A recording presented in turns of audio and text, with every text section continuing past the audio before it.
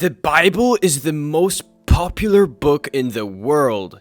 Everything you need to know about the languages the Bible was written in this video. Hey Slavic Vikings, and welcome to this video. However, first I would like to ask you, do you personally agree with the Bible? Do you think it's all devilish bullshit, or do you believe in the gospel of Jesus? Let me know in the comments below. Don't forget to like and subscribe the video if you enjoy videos on language.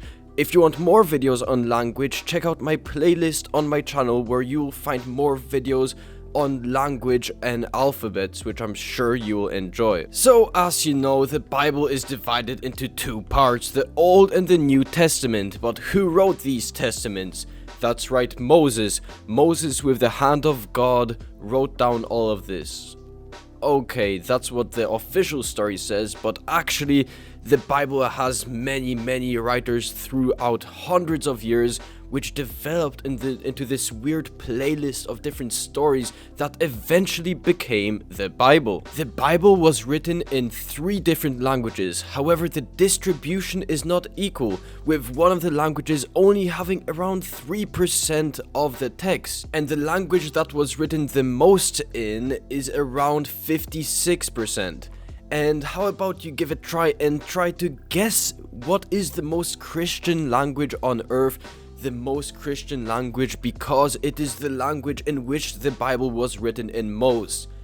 Perhaps English or Latin, those sound pretty Christian. Wrong, the Jews are Christians, since Hebrew is the language which the Bible is written in most. Around 56.1% of the Bible is written in Hebrew. So that is kind of an unfair statement, since the Jews actually kind of also read the Bible and listen to the Bible, except they only listen to the Old Testament. The Old Testament is also where most of the batshit crazy shit happens, and where God is not so objectively goodwill and well-hearted. But yeah, the Jews also read the Old Testament, so that's important to mention. And also I have to mention that Hebrew, the language of the Jews basically, is the only real language that got fully revived by Israel.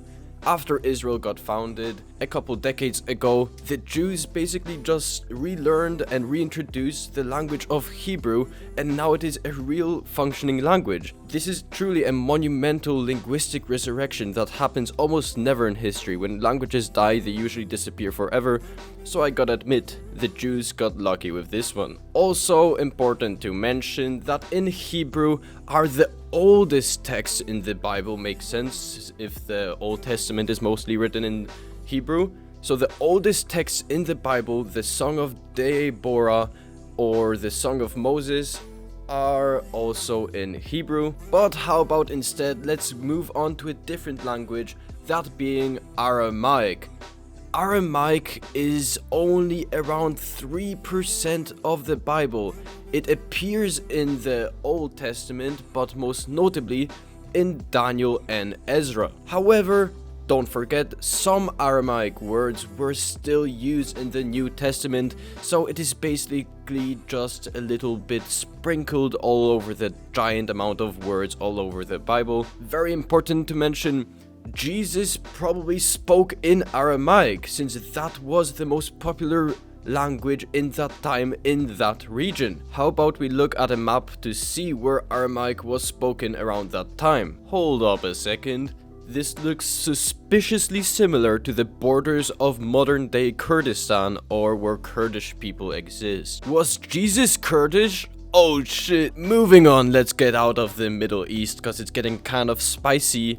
Instead, let's look at Greek. That's right, around 41% of the Bible was written in Greek. More exactly, in Koine Greek. As you probably expected from the previous comments about Hebrew, the New Testament is entirely written in Koine Greek, so that is a very big difference from the Old Testament. How about I tell you a bit more about this Koine Greek? Well, Koine Greek was a common dialect during the Hellenistic and Roman periods, which were very popular periods, especially among men nowadays. It was the perfect medium for the New Testament's widespread message, and thanks to this Bible, this new Bible, written in Koine Greek, it was able to spread so much over the Mediterranean. Now that you know the three languages of the Bible, Hebrew, Aramaic and Greek, let's speak a bit on the differences between these languages in the Bible. Did the language in which the Bible was written in change the context and the actual meaning of the text?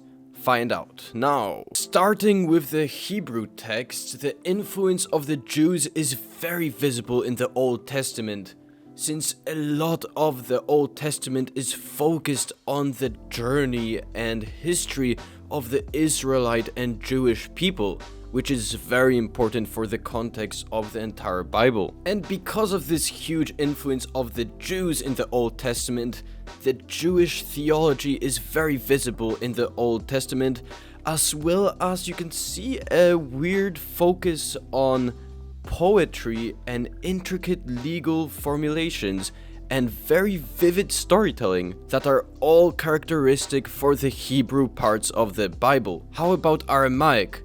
Well, the Aramaic texts in the Bible actually emerged during the periods of foreign dominance, especially the Babylonian exile and the Persian period, that truly reflected the linguistic adaptation of the Jewish people to their surroundings. A lot of the things I said about Hebrew in the Bible can also be said about Aramaic, since Aramaic and Hebrew, especially at the time, were very similar and were spoken by similar people, if I may say. So the Greek part of the Bible was truly amazing because it allowed the Roman Empire to fully gain Christianity and understand what the text was saying.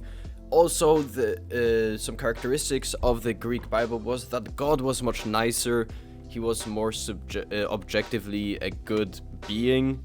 He didn't punish as much, but the Jewish influence is very much still visible in the Greek segment. Speaking of Greek, the first ever translation of the Bible was also in Greek, that being the Old Testament obviously being translated. And it was translated by Greek-speaking Jews in Egypt in the 3rd century. We can't forget that the ancient Hebrew and Koine Greek, as used in the Bible, differ significantly from their modern forms of Greek and Hebrew. The standardization of the Bible translations have helped standardize languages in general. For example, the Luther's German Bible had a huge role in shaping the standard German language nowadays, since Germany wasn't always united, as you may not have known. The King James Version of the Bible actually created many new idioms, which also affected the language, the modern day language of English very much. For example, these terminologies that I'm about to say all came from the Bible. For example, by the skin of the teeth, I'm sure you know that comes from Job 19:20. To turn the other cheek, now isn't that hilarious? That comes from Matthew 5:39, and the writing on the wall from Daniel 5:31. So, to summarize this video real quick, the Bible was written in 3 different languages: Hebrew, Aramaic, and Greek, but mostly in Hebrew and Greek. Aramaic was basically just some Jesus quotes and stuff. The differences of the translations is very big, since Hebrew was the language of the Old Testament, Greek of the New Testament. Like and subscribe if you love Jesus, and as always, farvel, żegnam, and goodbye.